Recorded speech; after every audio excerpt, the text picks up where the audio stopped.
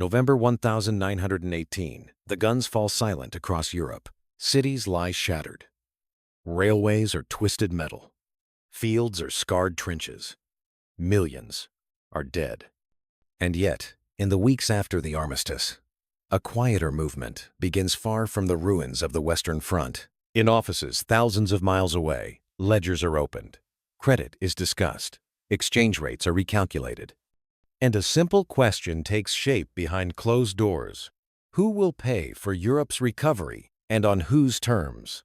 Because as Europe celebrates survival, it is already broke.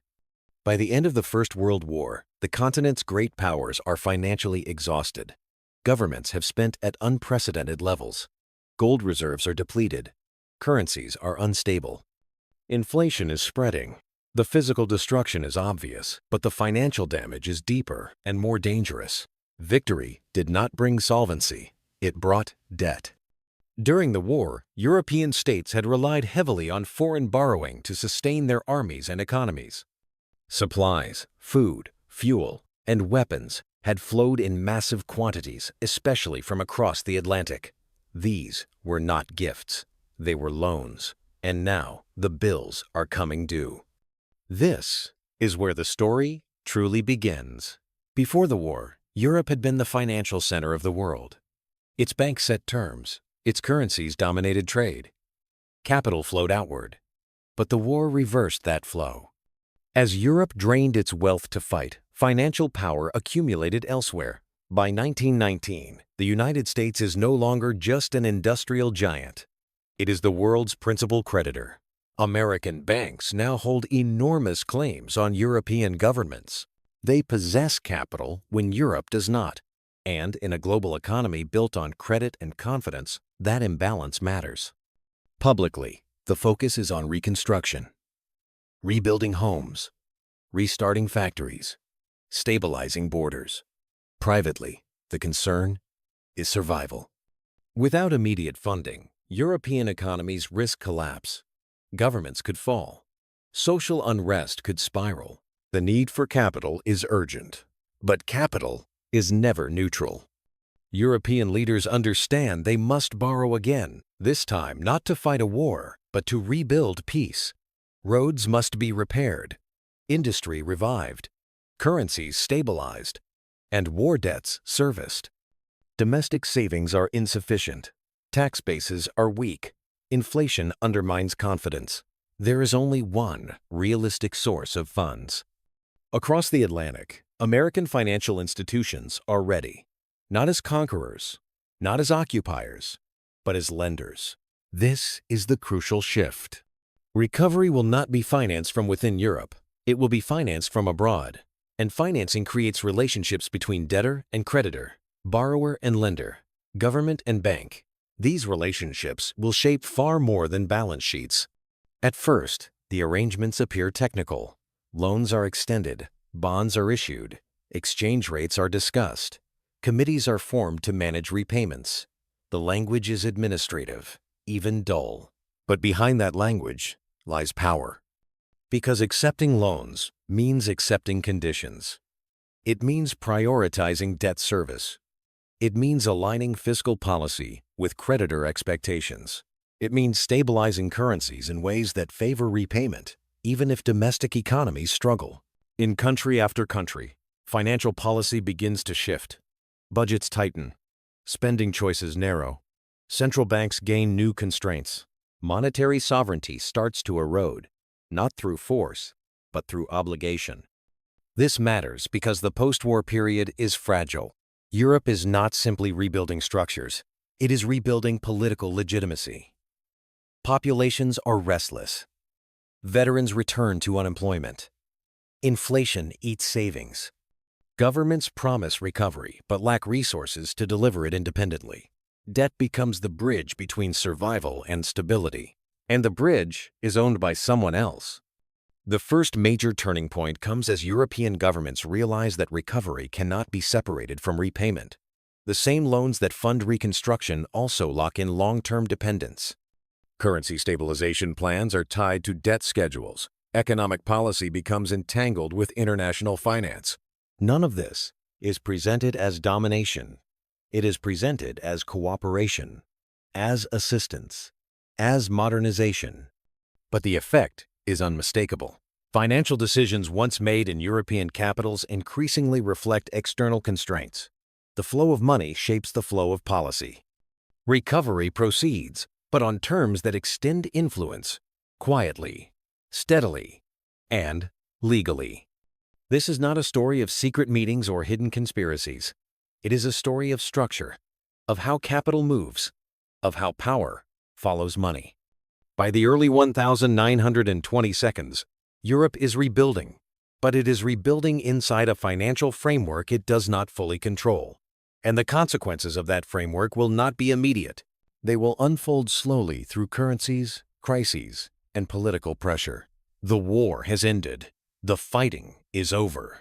But the contest over Europe's future has just begun. By the early 1920s, the need for reconstruction money had become unavoidable and increasingly dangerous. Europe's governments were borrowing not just to rebuild, but to keep their currencies alive. Inflation had already scarred public trust. Exchange rates swung wildly. Savings evaporated. In some countries, paper money became a symbol of instability rather than value. Stability was now the priority. To achieve it, governments turned to international credit. Loans were structured to support currency reforms, balance budgets, and reassure markets. On the surface, this appeared sensible. Financial order had to be restored before growth could return. But the structure of that credit mattered. American banks did not simply provide funds. They required assurances, balanced budgets, independent central banks, currency pegs, priority repayment schedules. These were not secret demands. They were standard practices of international finance. Yet in fragile post-war societies, they carried weight far beyond economics. As loans multiplied, so did oversight. Financial missions advised ministries. External experts reviewed budgets. Domestic policy debates narrowed as fiscal room disappeared. Governments discovered that choices once framed as political were now constrained by credit agreements. This was especially visible in countries with the weakest post-war positions. Central and Eastern Europe faced enormous challenges. New borders disrupted trade. Former empires had fractured into smaller states with limited reserves. To stabilize their currencies, these governments sought foreign loans, often tied to strict monetary controls. In return for stabilization, they accepted supervision. Currencies were pegged, spending was limited, tax systems were restructured. These measures restored confidence on paper, but they also made governments vulnerable. Any deviation risked capital flight.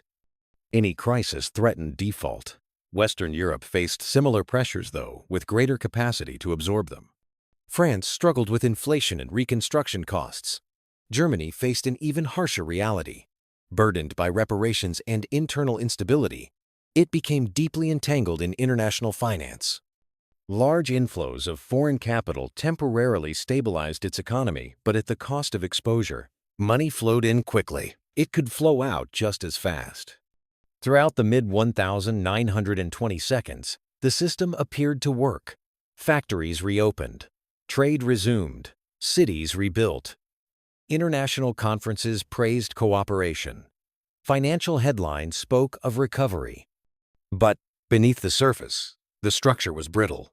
Much of Europe's recovery was built on short-term capital, loans that could be withdrawn, credit that depended on confidence, stability that assumed uninterrupted flows of money from abroad. This created a paradox. The more Europe relied on foreign credit to recover, the more vulnerable it became to shifts in that credit. Growth masked fragility. Prosperity rested on continued access to funds that Europe did not control. Political consequences followed. Governments found themselves defending policies, not because they were popular, but because they were necessary to reassure creditors. Budget cuts sparked unrest. Wage controls angered workers. Social tensions rose as financial discipline collided with public expectations. At the same time, American financial institutions gained unprecedented influence not through direct governance, but through leverage. Decisions made in financial centers across the Atlantic affected interest rates, exchange stability, and government survival in Europe. This influence was not coordinated by a single authority. It emerged organically from the structure of the system. Capital moved where returns and stability aligned. And stability increasingly meant policies that favored repayment above all else. By the late 1920s, warning signs were visible.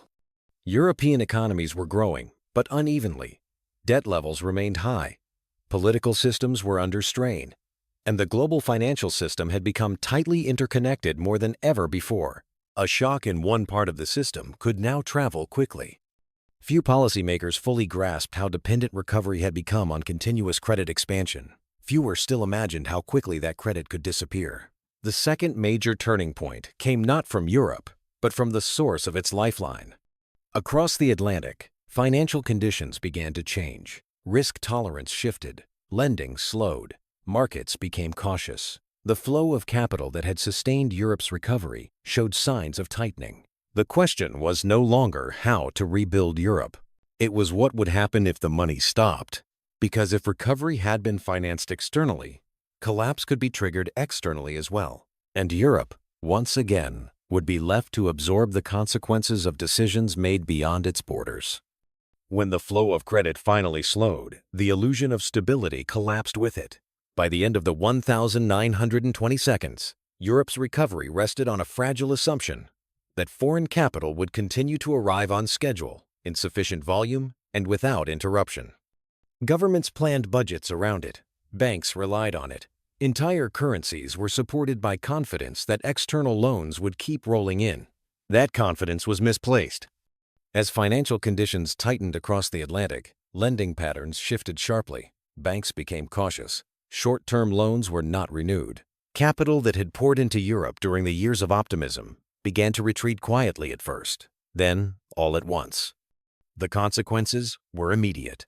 Countries that depended on continuous inflows suddenly faced shortages of foreign currency. Exchange rates came under pressure. Central banks burned through reserves, trying to defend pegs that no longer held. What had looked like stability revealed itself as exposure. This was the breaking point. Nowhere was the shock more severe than in economies built almost entirely on borrowed confidence. Years of apparent growth had masked deep vulnerability. Once credit dried up, governments were forced into impossible choices: slash spending, raise taxes, or abandon currency commitments. Each option carried political cost. Budgets collapsed under strain. Unemployment surged. Banks failed. Savings vanished. The same financial discipline once praised as responsible now appeared destructive. Public trust in institutions eroded rapidly. And crucially, there was no external rescue this time. The same lenders who had financed recovery were now focused on protecting themselves. Capital returned home. Exposure was reduced. European governments discovered that dependence worked in only one direction. Those who had benefited from the system were clear. Financial centers that had extended credit emerged relatively insulated. Losses were absorbed, written down, or shifted. Influence remained intact. Meanwhile, debtor nations absorbed the social and political damage. The price was paid locally. Economic collapse fed radicalization. Moderate governments fell. Extremes gained ground by promising to reject the constraints that had failed so completely. Fiscal discipline, once defended as necessary, became politically toxic. This was not simply an economic downturn. It was a crisis of legitimacy. Citizens began to question why recovery had left them so exposed, why policy seemed dictated by distant financial pressures, why prosperity had proven so temporary and suffering so immediate. The answer lay in the structure itself. Europe had rebuilt on borrowed capital without rebuilding control. When the system worked, growth followed. When it failed, there was no buffer. Sovereignty had been quietly traded for stability, and stability had vanished. This was the central betrayal of the post-war recovery. Not a deliberate act by any single group, but a structural outcome. A system where decisions made far away could determine employment, currency value, and political survival closer to home. By the early 1930s, the damage was unmistakable. Economic collapse hardened political divisions. International cooperation fractured. Financial ties that once promised recovery now transmitted crisis instead. The same networks that had rebuilt Europe helped pull it apart. The beneficiaries of the earlier system retained influence. Those who paid the price were entire societies. And as Europe spiraled deeper into instability, it became clear that the recovery financed after the war had not secured peace. It had postponed reckoning while quietly reshaping power. The collapse of credit did not just end an economic cycle. It exposed how deeply Europe's fate had been tied to money it never truly controlled. And that exposure would soon have consequences far beyond economics. By the mid-1930s, the outcome of Europe's post-war recovery was impossible to ignore. What had begun as reconstruction ended as transformation, not the kind celebrated in treaties or ceremonies, but the kind embedded quietly in financial systems, currencies, and power relationships. Europe had rebuilt its cities. It had not rebuilt its independence. The debt remained. Governments restructured it, deferred it, in some cases, partially abandoned it. But the damage was already done. The years of dependence had reshaped institutions and expectations. Economic policy was no longer purely domestic. Financial credibility mattered as much as political legitimacy. And credibility had a price. In country after country, leaders learned the same lesson. Access to capital determined survival. Those who aligned their policies with international financial norms could stabilize briefly. Those who did not faced isolation. The logic of recovery had hardened into a logic of control. This was the long-term impact of the post-war loan system. It did not colonize Europe in a traditional sense. There were no occupying armies enforcing repayments, no governors installed in capitals. Instead, influence flowed through balance sheets, exchange rates, and refinancing terms. Power had become abstract. Currencies now mattered as much as borders. Credit ratings mattered as much as elections. Financial confidence could override democratic mandates. These were not outcomes designed in 1919, but they were the consequences of how recovery was financed. The global balance of power reflected this shift. Before the war, Europe had been the world's creditor. After it, Europe became the world's debtor. Financial leadership moved decisively across the Atlantic. Capital markets there set the tempo of global growth. Decisions made in financial centers increasingly shaped outcomes elsewhere. Europe adjusted, but from a weaker position. Some nations sought to escape the system entirely, rejecting external constraints and attempting self-sufficiency. Others tried to manage dependence through negotiation and compromise. None fully reversed the imbalance created after the war. What made this transformation enduring was its invisibility. No single moment marked the loss of financial leadership. No treaty announced it. It happened through refinancing schedules, stabilization programs, and loan renewals. Each step seemed reasonable. Together, they rewired the system. The irony is that the loans themselves were not inherently destructive. They rebuilt infrastructure, restarted trade, prevented immediate collapse. Without them, Europe's recovery would have been slower and more chaotic. The problem was not borrowing, but borrowing without control. Recovery funded externally creates obligation externally, and obligation shapes behavior. By the time Europe recognized the trade-off, alternatives were limited. Financial dependence had become structural.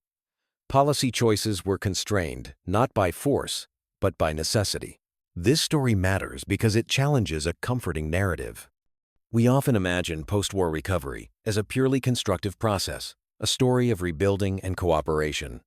The reality is more complex. Recovery can carry hidden costs. Assistance can create leverage. Stability can mask vulnerability. The lesson is not that credit is evil or that recovery should be avoided. It is that who finances recovery shapes who controls the future. After the First World War, Europe needed capital to survive. It accepted it, and in doing so, it quietly ceded financial leadership to those who could afford to lend. The war ended in 1918, but its financial consequences shaped the decades that followed. Not through conquest, but through credit,